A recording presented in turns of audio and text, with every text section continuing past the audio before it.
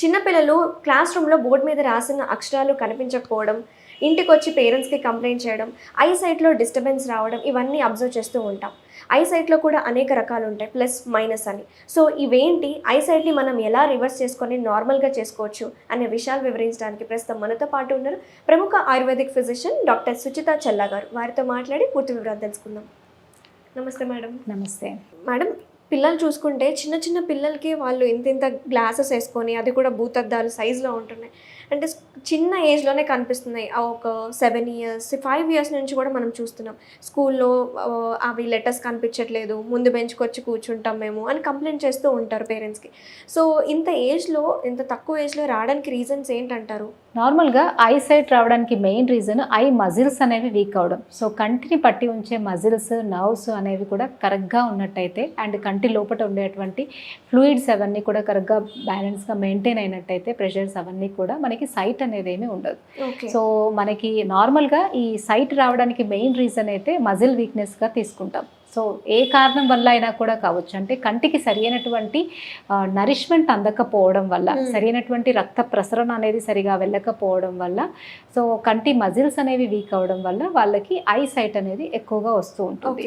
బేసిక్గా మనం eye sight అనేది కొంతమందికి అడల్సెంట్ ఏజ్ వచ్చినా కూడా చూస్తూ ఉంటాం, కొంతమంది కిడ్స్ కూడా చూస్తూ ఉంటాం. అంటే డిఫరెన్స్ ఏంటి మేడం? వాళ్ళకి చిన్నపిల్లల్లోనే అంత తక్కువ ఏజ్లో రావడానికి వాళ్ళకి నర్వ్స్ అంత వీక్గా ఉండడం అంటే పుట్టినప్పుడే అలా ఉంటాయా? తర్వాత నరిష్మెంట్ లేకపోవడమా? ఏంటి రీజన్స్ ఏంటంటారు? నార్మల్గా మన లైఫ్ స్టైల్లో వచ్చిన చేంజెస్ అనమాట. ఇంతకు ముందు టైంలో కంపల్సరీ పిల్లలు పుట్టిన తర్వాత ఇంట్లోనే కాటుక అనేది చేసి కంటికి పెట్టేవారు. సో అండ్ కళ్ళు హెల్దీగా ఉండడానికి మనకి తలకి హెయిర్ ఆయిల్ పెట్టడము అండ్ మంచి నువ్వుల నూనెతో బాడీ అంతా మసాజ్ చేయడము అండ్ డిఫరెంట్ టైప్స్ ఆఫ్ నలుగుతో స్నానం చేయడము అండ్ పెట్టే ఫుడ్ కూడా చాలా హెల్దీగా వెన్న, నెయ్యి, పాలు అనేవి చాలా ఎక్కువగా ఇచ్చేవారు పిల్లలకి కూడా. అండ్ బయట కూడా పొల్యూషన్ లేకుండా ఉండే ఎన్విరాన్మెంట్ ఉండేది అండ్ సన్ రైజ్కి అందరూ ఎక్స్పోజ్ అయ్యేవాళ్ళు. సో విటమిన్ డి అండ్ కావాల్సినంత ఏ విటమిన్ అవన్నీ కూడా మంచిగా వాళ్ళ ఫుడ్ వల్ల, వాళ్ళ లైఫ్ స్టైల్ వల్ల వాళ్ళకి అందేవి. కానీ ఇప్పటి పిల్లల్లో లైఫ్ స్టైల్ అనేది చాలా చేంజెస్ వచ్చాయి. వాళ్ళకి ఇచ్చే ఫుడ్లో కూడా మనం క్వాలిటీ ఆఫ్ ఫుడ్ ఇవ్వలేకపోతున్నాం ఒకటి. అండ్ వచ్చిన లైఫ్ స్టైల్ చేంజెస్ వల్ల వాళ్ళకి మంచి కాటుక అనేది కంటికి ప్రిపేర్ చేసి పెట్టడం అనేది జరగట్లేదు. కంటికి స్పెషల్గా చేసే కేర్ చిన్నప్పుడు ఒకప్పుడు ప్రతి ఇండ్లలో వాళ్ళు ఎంత పూర్ కావచ్చు, ఎంత రిచ్ కావచ్చు, చిన్నపిల్లలు ఉన్నారు అంటే ఖచ్చితంగా కాటుక వాళ్ళు వండేవారు. ఇంట్లోనే ఆముదంతోటో నెయ్యితోటో వాళ్ళు కాటుక ప్రిపేర్ చేసి కంటి అందం కోసం కాదు, అది కంటి ఆరోగ్యం కోసం వాళ్ళు పెట్టేవారు. అది ఫస్ట్ స్టెప్. సెకండ్ది, ఇంట్లో ఒకప్పుడు ఆముదం అనేదాన్ని మామూలుగా వంట ఆముదము అని తయారు చేసేవాళ్ళు. సో దాన్ని తయారు చేసి తలకి పెట్టడము, కంటికి అప్లై చేయడము అండ్ ఇది చేయడం వల్ల కూడా కళ్ళు అనేవి హెల్దీగా ఉండేటివి. అది ఇప్పుడు ఎవరు కూడా చెయ్యట్లేదు. అంటే మనకి చాలా అపోహలు ఉన్నాయి ఇప్పుడు. అటు అంటే అల్లోపతి సిస్టమ్స్ చెప్పేవి నమ్మాలా, లేకపోతే ఆయుర్వేదిక్ చెప్పేవి నమ్మాలా, ఇన్నిట్లలో మళ్ళీ తర్వాత అవి వాడడం వల్ల ఇరిటేషన్, ఏమైనా కాంప్లికేషన్స్ వస్తాయి. ఇన్ని డౌట్స్ అనేవి చాలా పెరిగిపోయాయి. కానీ నార్మల్గా మనకి ఎన్నో ఇయర్స్ టుగెదర్ నుండి ఆముదం అనేది వాడటము, దానివల్ల ఇంకా హెల్దీ ఉండడమే చూసాం తప్ప సైడ్ ఎఫెక్ట్స్ అనేవి అయితే ఏమీ ఉండవు.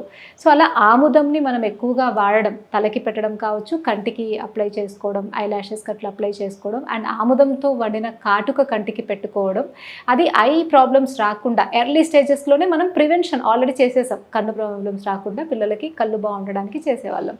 సో ఇప్పుడు అది చెయ్యట్లేదు. First point. ఇప్పుడు ఐ సైట్లో కూడా 2 టైప్స్ ఉంటాయి కదా మేడం, ప్లస్ మైనస్ అంటూ ఉంటారు. చాలామందికి ఎక్కువగా మయోపియానే చూస్తూ ఉంటాము. మరి మయోపియా వచ్చిన వాళ్ళకి, అంటే చిన్నపిల్లల్లో కూడా మయోపియా కానీ పెద్దవాళ్ళలో వచ్చినా సరే, దాన్ని రివర్స్ చేసుకొని అసలు గ్లాసెస్ లేకుండా ఉండే పరిస్థితి ఉందంటారా, లేదంటారా? ఖచ్చితంగా రివర్స్ చేసుకోవచ్చు. నార్మల్గా మైనస్ సైట్ని మయోపియా అంటారు. అది నార్మల్గా పిల్లలందరికీ కూడా ఎక్కువ మయోపియా వస్తుంది. ఒక ఏజ్ దాటాక నార్మల్గా దగ్గరి చూపు, అంటే మనకి 40s దాటిన తర్వాత దగ్గరి చూపు అందరికీ కూడా కష్టం అవుతూ ఉంటుంది. ఒక 45 దాటిన తర్వాత వాళ్ళకి పేపర్ని కొంచెం దూరం పెట్టుకొని అడ్జస్ట్ చేసుకొని చదవాల్సి ఉంటుంది. సో అది ప్లస్ సైట్ అంటాం అనమాట. రెండింటిని మనం రివర్స్ చేసుకోవచ్చు ఆయుర్వేదిక్ ద్వారా. సో ఇంతకుముందు మీకు చెప్పినట్టే సైట్కి నార్మల్గా మనకి సర్క్యులేషన్ ఏ రకంగా అయినా తగ్గొచ్చు. ఐదర్ మనం తినే ఫుడ్లో నరిష్మెంట్ అనేది సరిగా లేకపోవడం ఒకటి, లేదా పొట్టలో వామ్స్ అట్లాంటివి ఉండడం రెండో రీజన్. అండ్ 3, మన డైజెషన్ అవన్నీ కూడా సరిగా లేకపోతే అప్పుడు కూడా మన డైజెషన్ సరిగా ఉండకపోవడం వల్ల నరిష్మెంట్ అందదు. సో థర్డ్ అది. అండ్ 4ది సైనస్, ఎలర్జీస్, మైగ్రేన్ ఇట్లాంటివి ఉండడం వల్ల కూడా కంటికి సరైనటువంటి సర్క్యులేషన్ అందదు. అండ్ కాన్స్టిపేషన్ లాంటి ప్రాబ్లమ్స్ ఎవరైనా సఫర్ అవుతున్నా కూడా వాళ్ళకి కూడా ఈ డైజెషన్ సరిగా ఉండక ఎండ్లో సప్లై అంటే ఐకి కావాల్సినంత బ్లడ్ సర్క్యులేషన్ అందకపోవడం వల్ల కూడా మనకి సైట్ అనేది పెరగవచ్చు. సో మీరు అడగొచ్చు అంటే ఇప్పుడు కాన్స్టిపేషన్ ఉన్న వాళ్ళందరికీ ఐసైట్ ఉంటుందా అని. నార్మల్గా ఏంటి అని అంటే మన డైజెషన్ బాగుండాలి అంటే మనకి కాన్స్టిపేషన్ ఇవన్నీ కూడా ఉండకూడదు. ఎవరికైతే పిల్లల్లో ఎక్కువ మందికి కాన్స్టిపేషన్ ఉన్న వాళ్ళలో వామ్స్ ఉంటాయి, ఎందుకంటే మోషన్ మలం అనేది స్టాగ్నెంట్ అయిపోతుంది కాబట్టి. అండ్ సెకండ్, కాన్స్టిపేషన్ ఉండడం వల్ల వాళ్ళకి సరిగా ఆకలి వేయదు, సరైనటువంటి నరిష్మెంట్ అన్న ఫుడ్ తీసుకోరు. సో అలా వాళ్ళకి ఏంటంటే ఐకి కావాల్సినటువంటి సర్క్యులేషను అండ్ సప్లై సరిగా అందక మజిల్స్ వీక్ అవ్వడం వల్ల మనకి సైట్ అనేది వస్తూ ఉంటుంది. అండ్ మెయిన్గా అందరికీ తెలిసింది కానీ అవాయిడ్ చేయలేం ఏంటి అంటే ఎక్కువ స్క్రీన్ టైం. సో ఇప్పుడు చిన్న పిల్లలు కూడా ఫోన్ చూస్తున్నారు. మన ఇంతకుముందు ఒక 15 years బ్యాక్ ఎవరు కూడా అంత ఫోన్స్ చూడడం అనేది లేదు. సో మనం దగ్గర చూపు చూసినప్పుడు మన మజిల్స్ అనేవి కాంట్రాక్ట్ అయిపోయి ఉంటాయి. మనం నార్మల్గా ఇప్పుడు మిమ్మల్ని చూస్తున్నాం అనుకోండి, అంత స్ట్రెయిన్ అవ్వదు. కానీ మీరు దగ్గరికి ఏదైనా పెట్టి చూస్తున్నప్పుడు మన మజిల్స్ కాంట్రాక్షన్ పొజిషన్ అనే ఉంటాయి కాబట్టి రేస్ కూడా ఐస్ లో పడి ఇంకా స్ట్రెయిన్ ని క్రియేట్ చేస్తుంది. ఆ రేస్ వల్ల కూడా మనకి ఎక్కువ స్ట్రెయిన్ అనేది అవుతూ ఉంటది. కాబట్టి ఈ రెండిటి వల్ల అంటే మజిల్ ఒకటి మనం దగ్గరవి చదివేటప్పుడు కాంట్రాక్షన్ పొజిషన్ అనే ఉంటది కాబట్టి, అండ్ రేస్ అనేవి కూడా వేడి ఎక్కువ ఉంటుంది అండ్ ఫోకస్ ఎక్కువ ఉంటుంది కాబట్టి ఎక్కువ ఫోకస్ వాటిని ఎక్కువసేపు చూస్తే కంటికి ప్రాబ్లం. కాబట్టి ఈ రెండు స్ట్రెయిన్ అవుతూ ఉంటాయి. సో స్ట్రెయిన్ అప్పుడు వీక్ అవుతుంది, వీక్ అయిన తర్వాత దాని పర్ఫార్మెన్స్ తగ్గిపోతుంది. సో అలా కూడా సైట్ అనేది ఇప్పటి పిల్లల్లో చాలా జాగ్రత్తగా అనుకోవచ్చు అనమాట, స్క్రీన్ టైం ని తగ్గించుకోవాలి అని. డెఫినెట్ గా, ఎందుకంటే ఇంతకు ముందు లేదు, ఇప్పుడు బాగా ప్రతి పిల్లల్లో ఉంది అని అంటే ఫస్ట్ రీజన్ వచ్చేసి స్క్రీన్ టైం. మెయిన్ గా ల్యాప్టాప్స్ చూడడం, ఫోన్ చూడడం, దగ్గరవి చూడడం అనమాట. అట్లీస్ట్ టీవీ చూసినప్పుడు కూడా చాలా మంది పిల్లలు టీవీ చూసి పెరిగారు కానీ వాళ్ళకి అంత సైట్ ఎక్కువ రాలేదు. బట్ ఎప్పుడైతే ఎర్లీ ఏజెస్ లో, ఇప్పటికైతే చాలా మంది 7-8 months అప్పుడు కూడా పిల్లలకి ఫోన్లలో పెట్టిస్తున్నారు. సో ఫోన్ పెట్టేసి ఫుడ్ తినిపిస్తున్నారు. అంత చిన్న ఏజ్ లో ఏమవుతుందంటే కంటి మజిల్స్ చాలా డెలికేట్ గా ఉంటాయి. మీరు చూడొచ్చు, ఏదన్నా పాదు ఉందనుకోండి, చిన్న టెండర్గా ఉన్నప్పుడు ఈజీగా మనం దాన్ని మనం తుంచవచ్చు. అదే కొంచెం టైం పట్టినాక అవి స్ట్రాంగ్ అవుతాయి.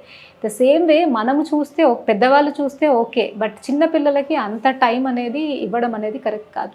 సో ఐ సైట్ని ఇంప్రూవ్ చేసుకోవాలి, ఈ ప్లస్ మైనస్ మయోపియా నుంచి రివర్స్ చేసుకోవాలి, నార్మల్గా మనకి అద్దాలు లేకుండా ఉండాలంటే ఫుడ్లో కూడా కొన్ని జాగ్రత్తలు తీసుకోవాలి కదా మేడం. సో ఎలాంటి న్యూట్రిషన్ అనేది ఇంపార్టెంట్ మన ఐస్కి? యాక్చువల్గా అందరికీ తెలుసు విటమిన్ ఏ అనేది కంటికి చాలా అవసరం.